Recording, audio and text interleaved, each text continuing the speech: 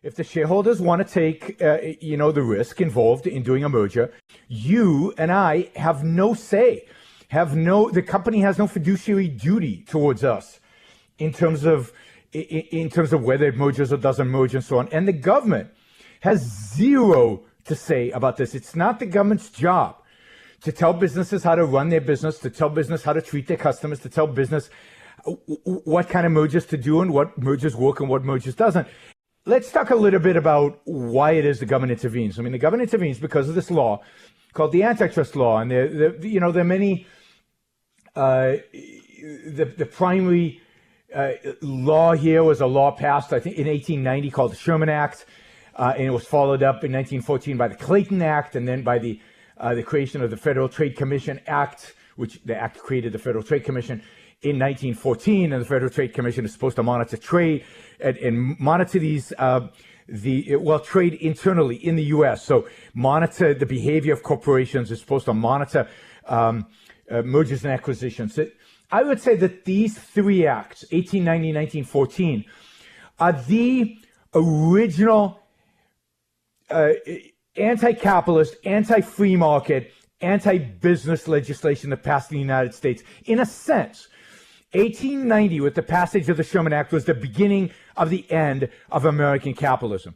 From the Civil War to 1890, government pretty much kept its hands off of American business. It was almost free market heaven, almost. And then 1890, they passed this law. Why did they pass the law? Because they're afraid that these big businesses, steel companies, railroads, will come to dominate their industry.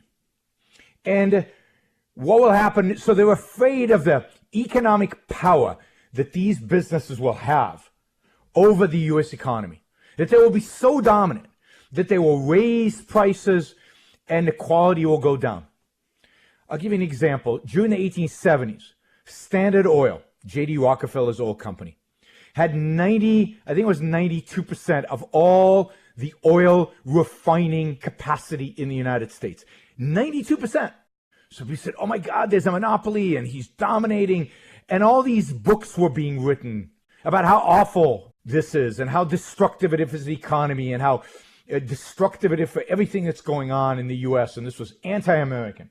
And Congress responded to this hysteria, and it responded by passing the Sherman Act, and by passing the Sherman Act in an attempt to regulate and ultimately to break up the large businesses like Standard Oil, like U.S. Steel.